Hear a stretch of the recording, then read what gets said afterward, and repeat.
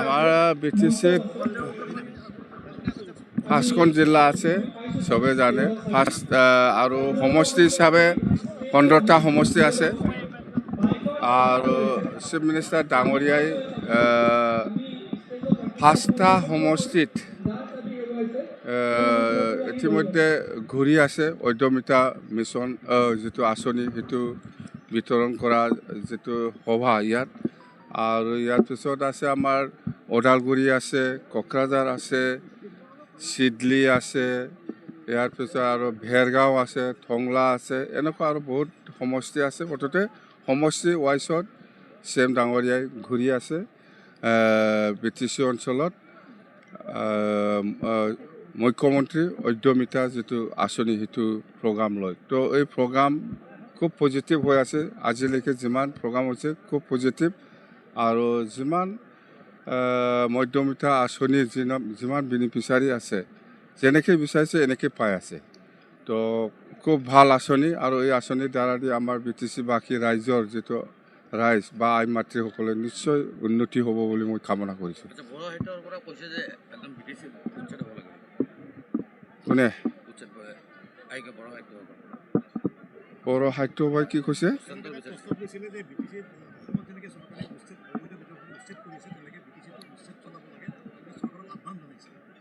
কি উচ্ছেদ বুজা নাই মই। এইবিলাক কিছুমান কথা ডাইৰেক্ট ক'লো। অবৈধ মানে কোনটো? হা?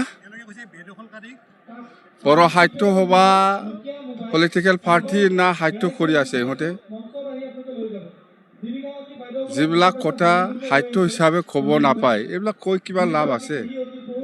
কোনোবা পলিটিকেল পাৰ্টিৰ লিডাৰ হয় না কোন হয়? সেইটো অবৈধ কাক বুজাই আছে? অবৈধটো অবৈধ। অসম চৰকাৰৰ অসম চুক্তিৰ দ্বাৰা দি সেইটো কাম কৰি আছে।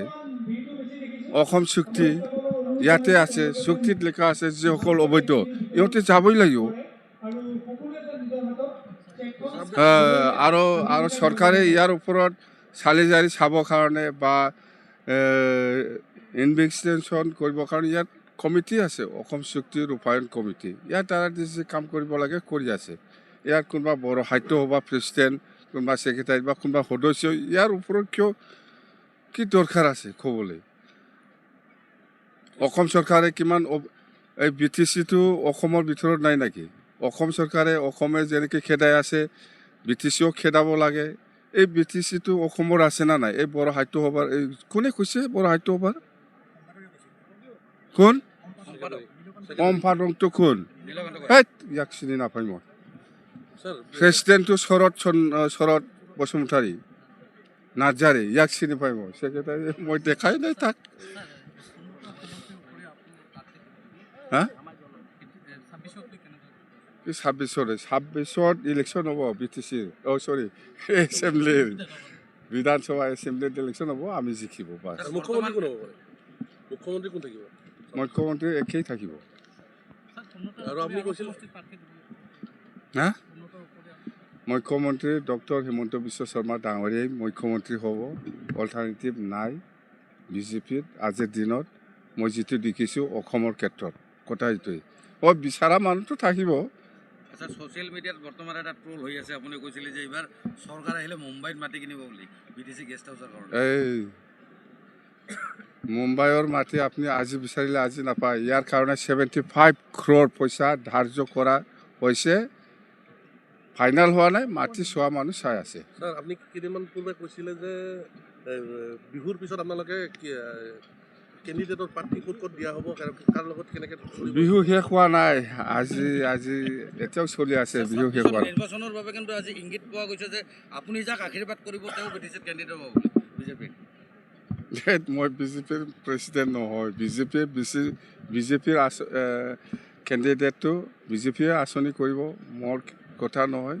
মুঠতে NDA হিচাপে আমি চৰকাৰ বনাম। হাৰা প্ৰাৰ্থীক প্ৰাৰ্থিত্ব নিদিয়ে বুলি কৈছে আজি CMে।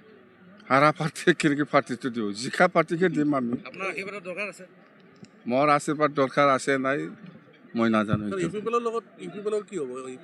UPPৰ কথাটো বেলেগ। ইহঁতে NDAত আছে, থাকে না নাথাকে ইহঁতৰ কথা। কিন্তু আমি হ'ল 15টা সমষ্টিত 15টাকো উঠাই লৈ যোৱাটো আমাৰ দায়িত্ব বাছ